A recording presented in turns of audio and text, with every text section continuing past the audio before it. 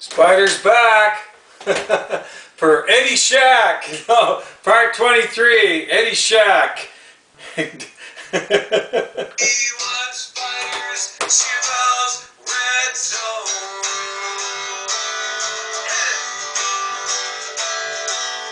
Spyder, Spyder, here comes Spyders, CFL's Red-Zone.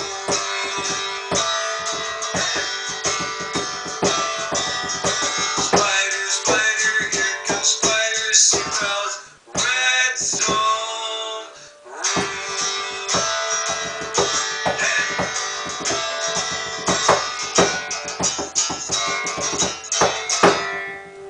In the red zone. Clear the track, here comes Shack. In the red zone. Having fun. Oh, there you go. My set is tumbling down. That's what happened when I did that zinger. It's Spyder, I'm back. First watch part 1, part 2, part 3, part 1, my intro and how I come up with my CFL Red-Zone Rule, how and why I come up with my CFL Red-Zone Rule, part 2, the presentation itself I made to the Commission of the CFL and the CFL on January 31st of 2018, and part 3, their decision and the conclusion of that presentation I made to the CFL and the Commissioner on part 3. And then watch part 4 when you can, please. I'm all on YouTube, all these sessions, right up to now part 23. I just want to, before I get in, remember these are all live takes, no remakes, just correct some of the mistakes I made last time when I meant to say CFL Red Zone Rule and I said CFL Red Zone Kick. If you go back and watch, like, you know, I'm human, I make mistakes, you know, they're live takes. I correct them my next session, hopefully I remember to correct them. An 8 and 10 executive field goals by one CFL team. I said 8 to 10, it probably should have been more like 6 to 8, which there might have been one game that were 9, but I know there's been 6 to 8 by one CFL team, field goals by one CFL team.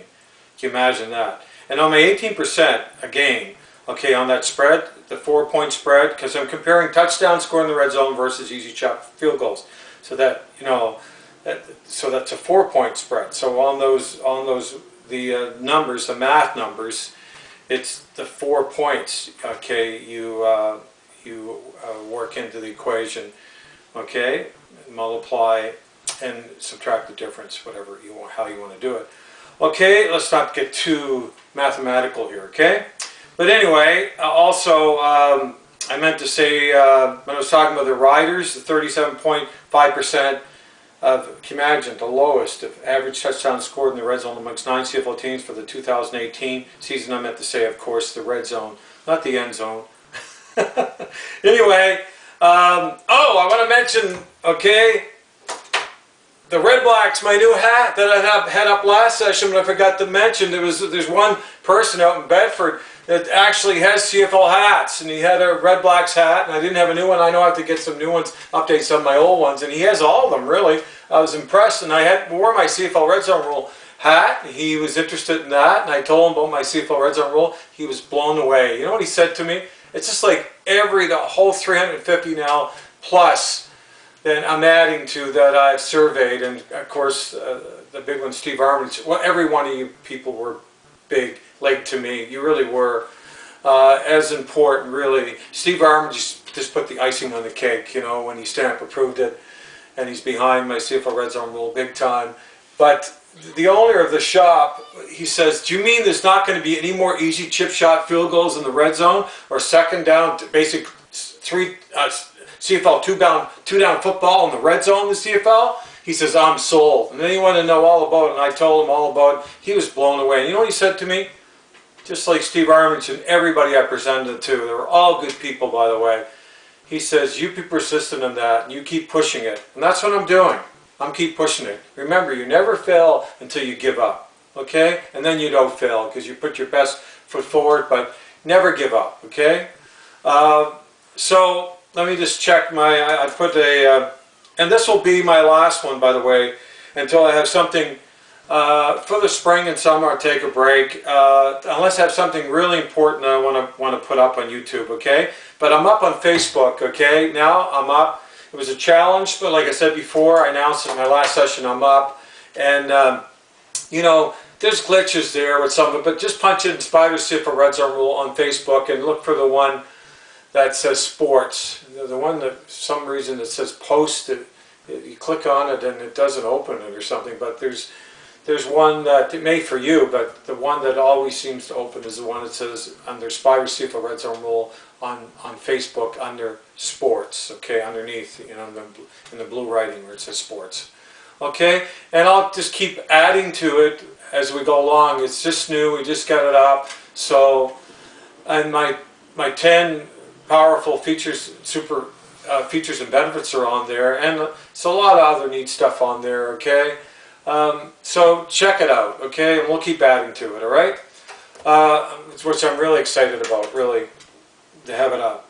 Okay, okay, I just want to talk about something about what Facebook are doing now currently, because of all the complaints, and I think even my CFL Red-Zone Rule, like, that's why I welcome, like, positive feedback and people that are behind my CFL Red-Zone Rule, like all the people I surveyed. They were all good people. But I don't welcome bashers, like group bashers or bully group bashers, I call them, that are on sites and on sports sites.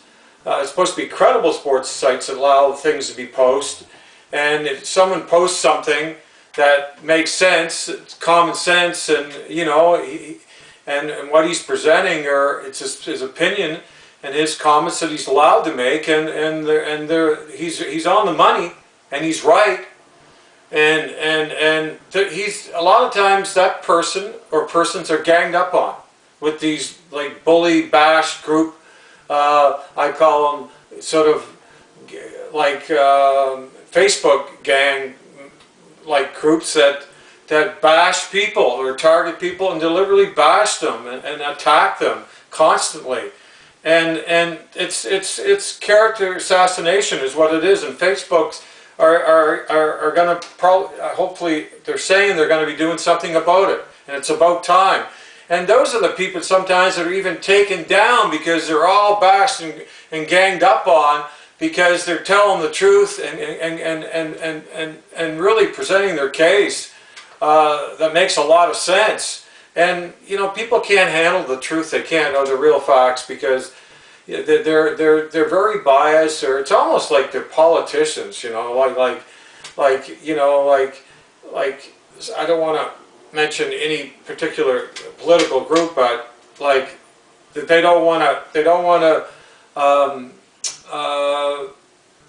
admit the truth. It's unbelievable. But anyway, I just want to mention that. So I don't want any of those people near me or my CFL Red-Zone Rule or near my Facebook page, because I will take you down. And I don't want those people making comments anyway. I made a provision for that I don't want those people near me or near my CFL Red-Zone Rule or near my CFL Red-Zone Rule page, Facebook page. Okay? So I just want good people and people that are respectful, and like the people I surveyed, they respected me, they respected my CFL Red-Zone Rule, and they were interested enough and respectful enough to want to know about it and learn about it, and they were all sold on it, big time, and want it made part of our CFL 3-down game. And so that's why I'm here and up on YouTube, and that's my ultimate goal, okay? So let's get into the session, okay, because time is flying already. Okay, so went over that. I just wanted to, before I went to get into my main part of my session, just going to briefly go over the CBA. It's going to be the same thing. They're going to threaten again to strike. They already got a strike vote set and everything. They're going to be bullies. Seriously, they're going to make unbelievable, unrealistic financial demands like before. It's going to be even worse than before. Seriously. And guess what? There may be what, 2 CFL stable franchise financially right now in the CFL that are stable financially, and the rest of them aren't, and there's 4 or 5 that could easily go out of business, okay, 3 or 4 for sure, and could fold. So, And if they walk off and strike with these unrealistic bully, I call the bully financial demands, because they don't care. They don't care about the CFL. If they did, they go on there and they say, "Oh, we want to grow the CFL." What do you mean you want to grow the CFL? You won't even commit to 2-year contracts. You have 1-year they're non-committing 1-year contracts. You have 322 free agents. Okay, you all want to go to the CFL. That's why you have 1-year contracts. The top in the draft, that's ridiculous, coming up tonight, right? The CFL draft. What a joke that is. You know, you can't even draft the top player because he's going to the NFL, and other top CFL players because they're down NFL camps. Even though Connor, the Canadian quarterback, he's down NFL camps. He's going to the Seahawk camp. Come on, CFL fans, stand up. Have our sports brain here. Get behind the owners, and okay, you know, there's not many John Cornishes. I'll tell you, he's the epitome of what a CFL player should be. He didn't need a Canadian ratio to make a CFL team, and he wanted to play in the CFL, not the NFL. I have respect for Canadian players like that, but there's not very many of them, I'll tell you.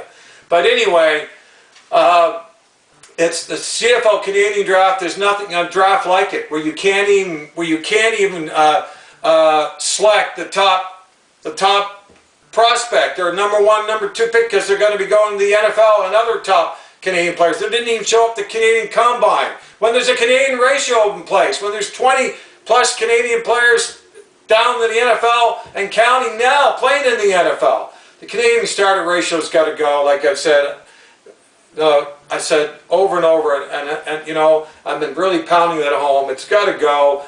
It's so hypocritical, and the Players Association, they got to be broken. Owners, break them. They got to be broken, man, because you know, it's unbelievable what they're doing. They're not even committed to a 3-down game. They just want to bully us around and the fans in the 3-down game, and they couldn't care if they put us out of business or fold, as long as they get in there and rob the bank before the CFL goes out of business. That's all they're interested in. They don't give a shit. You know what? Tell you the truth, they don't give a shit about the CFL. If they did, they'd be signing more than a 1-year contract. They wouldn't be going to the NFL, and they wouldn't be trying to control who starts and plays in the CFL with their dictating, handcuffing Canadian starter ratio and huge Canadian roster ratio. What is going on here? Come on, CFL owners. Forget about the commissioner. He's in bed with the Canadian players, the Canadian Players Association. He was one of them. Okay? Come on, the rookie American players and the owners. Bring them down. Open camp. Bring in all American rookies. Pay them more than you're paying them, because the Canadian players are taking all the money with the Canadian ratio. Something's got to crack here. Seriously, I'm fed up with this. You know, I'm fed up with it.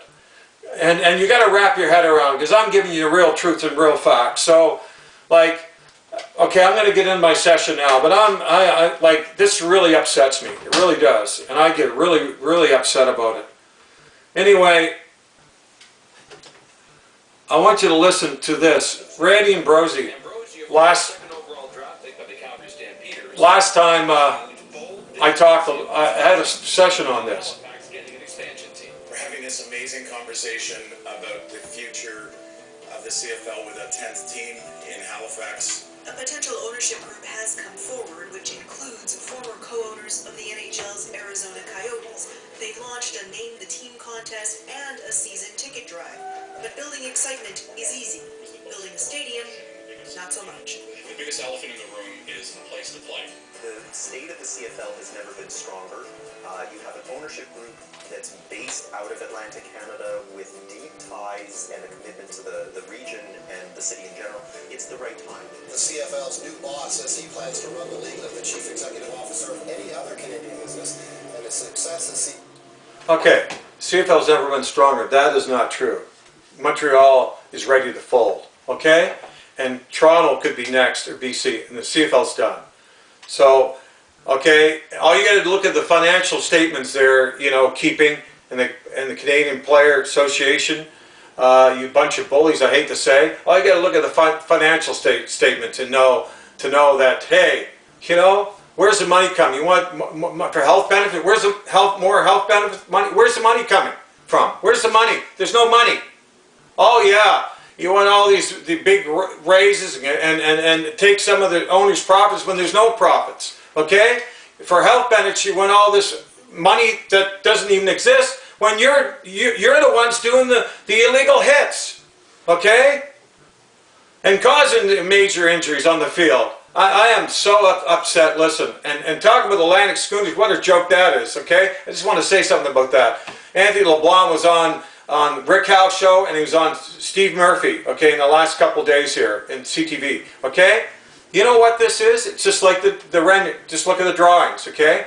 It's basically the FIFA proposed stadium that was 10 to 12,000, one-sided stadium, basically, seats, right? Which was 60 million to 70 million. That's the model they're using, okay? That's the model, okay? You know what the CFL model is? Tacked up benches on the other side with no permanent washrooms, no open concourse, nothing, bare bone, no permanent amenities, nothing, outhouses, okay? It's unbelievable. No place, if it rains, where you gonna go, right? You're sitting on benches, okay? Like, unbelievable. That's LeBlanc for you and his group, his little tacked up structure, so he figures he can get enough, bleed enough people can come in and play CFL prices to sit on like a tacked up, like makeshift structure, tacked up with benches on the other side. You call that a CFL model stadium?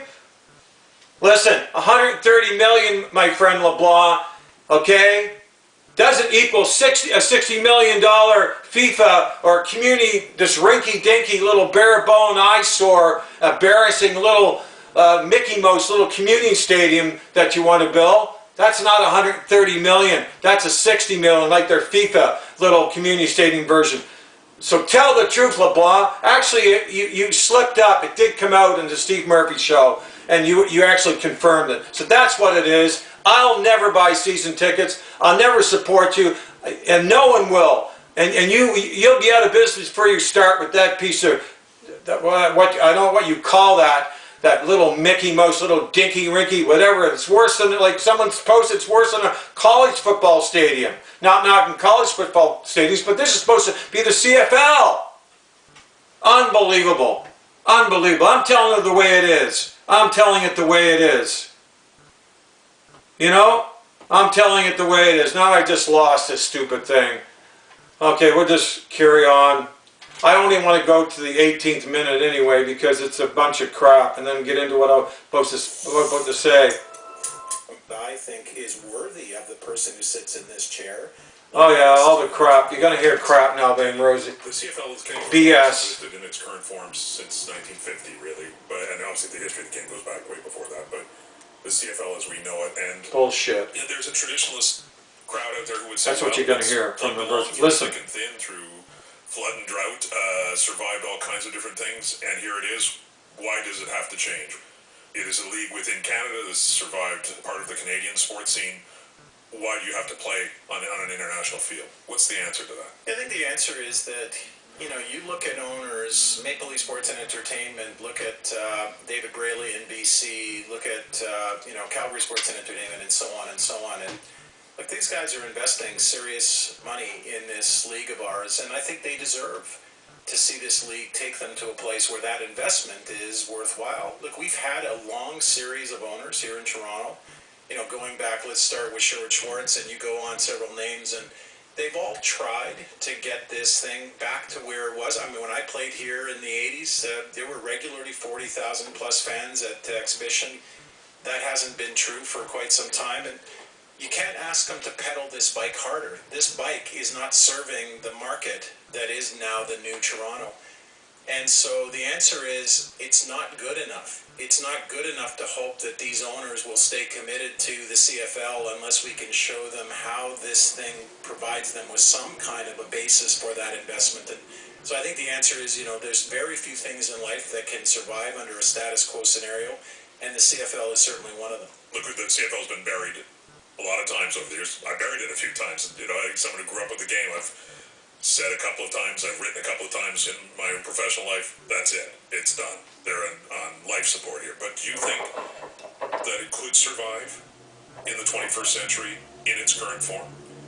Well, Steve, how about if I just reframe that slightly and say, so why would survival as a aspiration be what we would want for it? It's not a rational aspiration that hanging on by the tips of our fingers. Somebody asked me when I started the job back 2 years ago now, if I thought I could stabilize the league, and I took a long kind of pregnant pause before I answered it this way. I said, deciding that you're going to be the steward over stabilizing the league is a little bit like falling off a cruise ship and then treading water until the sharks come and get you. That's not a particularly aspiring model, not something that I think is worthy of the person who sits in this chair. And so the opportunity is, let's grow it. Let's be bigger and stronger, more exciting, more entertaining. We can have the 12 million fans that watch us in Canada on Grey Cup combined with another 20 million around the world, and 20 million on 6 billion is not a bad bet. Now we have 32 to 35 million people watching Grey Cup, and why would we think that our game isn't worthy of a 35 million or 40 or 50 million fans around the world watching a game that's fun and fast like ours is? So it's a paradigm shift, right, for the league, because when it expanded to the United States, it did so. It did so out of necessity, right? That was a survival strategy at a time when it was very close to the edge, and they did that, and it was kind of desperate and hurried and. This could go on. There's a part where he comes right on after it, and they ask him, how are you going to do this? He said, well, we're going to make our game more exciting, more entertaining. That's what Ambrosi, if you listen to that podcast with Stephen on Sportsnet, that's what he goes on. He's telling a good story, but what's he doing? No, the CFL can't stay its current form. It's not good enough. Look at it. Just look at it. It's ready to go out of business, and the evidence is there. Empty seats and attendance dropping. Grey Cup dropped by over 1 million viewers. Those are the signs, okay? But what bothers me is that I presented him with an amazing CFL Red-Zone Rule, my CFL Red-Zone Rule, okay, to make our CFL 3-down game better, a lot better. And what did he do? He did nothing about it. He did a snow job on me. He really did. And he was proud of it. I really do. I think he was proud of it. And because that's the type of person I learned that he is. But you know something? He's the one that's a loser. He's the one that's a loser. Because let me tell you something. The CFL needs to allow the best available players to start and play in the CFL. Bar none. The Canadian starting ratio's got to go. Like every other professional sports league can, including MLS soccer. And they got to bring in a real rule, not this crap they were bringing in, all these challenge problems, but a real world rule that's going to make our CFL 3-down game a lot better, a lot more exciting brand of CFL 3-down football to watch and be part of. And that's exactly what my CFL Red-Zone Rule will do. So football fans, if you want no more distasteful 2-down football stops in the red zone, no more boring, predictable, non-eventful, easy chip shot field goals in the red zone in the CFL, chant loud in the red zone. We want Spyder's CFL Red-Zone Rule. Okay? That's a huge zinger. Huge zinger. Come on. 10 super features and benefits. Amazingly, remarkably, completely eliminate all the unappealing second down stops in the red zone in the CFL, which would be a huge selling feature to sell 3-down football. Can you imagine that? It will completely eliminate all the undesirable, boring, predictable, non-eventful, easy chip shot field goals in the red zone, or slightly outside the red zone, depending on where the second down stop was made in the red zone, and replace them with more exciting touchdowns scored in the red zone in the CFL, which would be another gigantic selling feature to sell 3-down football. Huge. And if the CFL on offense is stopped on 3rd down in the red zone, maintaining possession of the ball and not forced outside the red zone on 3rd down using Spyder's CFL Red-Zone Rule, then a CFL team still gets rewarded with a CFL Red Zone kick for getting in the red zone and staying in the red zone on 3rd down, but not from where the stop was made on 3rd down in the red zone, because it would be just another boring, predictable, non-eventful, easy chip shot field goal. But instead, a much more unpredictable and much more challenging, rewarded CFL Red Zone kick from the 35, that would be actually from the 42. Okay, that's if they were to add the 7 yards, where a CFL team can still come up with 3 points, but not an automatic 3 points. My Spyder's attached compatible CFL Red Zone kick is also a huge part of my CFL Red Zone Rule. Number 4, it will not only create a lot of excitement, drama offensively in the red zone in the CFL, it would also create an an invigorating plot defensively in the red zone as well, because it would create an opportunity for a big defensive play on third down to prevent a touchdown from being scored in the red zone, and even a bigger defensive play if a CFL team on offense forces the CFL team with the football on offense on third down in the red zone, outside the red zone, preventing the CFL red zone kick. Number 5, this is my last one, and then you can go on my Facebook page and read all 10 of them. They're powerful and compelling and justifiable, and there's a lot of advantages why my CFL Red Zone Rule should be made part of a CFL 3-down game in my 10 top super features and benefits of my CFL Red Zone Rule. Spyder CFL Red Zone Rule, okay, I'll leave you with this. We'll deliver, and it will favorably increase a more respectful average percentage of touchdowns scored in the red zone amongst 9 CFL teams for a completed regular CFL season, with a guaranteed increase of 18% in more touchdowns scored in the red zone amongst 9 CFL teams in a completed regular CFL season, based on this 2017 54.8% percentage of touchdowns scored in the red zone amongst 9 CFL teams in a completed CFL season, resulting in 50 more touchdowns scored in the red zone in the CFL, and on a 20% increase, 56 more touchdowns, on a 25% increase, 70 more touchdowns scored in the red zone in the CFL, that are all obtainable and reachable numbers. Can you imagine that? Okay? Can you imagine that? So, at a CFL game live, okay? Live, I want to hear you chanting live in the red zone. And at the 107th Grey Cup in Calgary, I want to hear you chanting loud. We want Spyder CFL Red Zone Rule. So go on my Facebook page and look at those 10 super features and benefits of Spyder CFL Red Zone Rule. They're compelling and they're powerful. So we want to hear you in the red zone, chanting loud in the red zone. We want Spyder CFL Red Zone Rule. Okay, at a CFL game live and at the 107th Grey Cup. I'll be there. You'll see me and you hear me. You'll see us with our new Spyder CFL Red Zone Rule hats. Okay, and want to hear you. We need your support. Want to hear you chanting loud in the red zone. We want Spyder CFL Red Zone.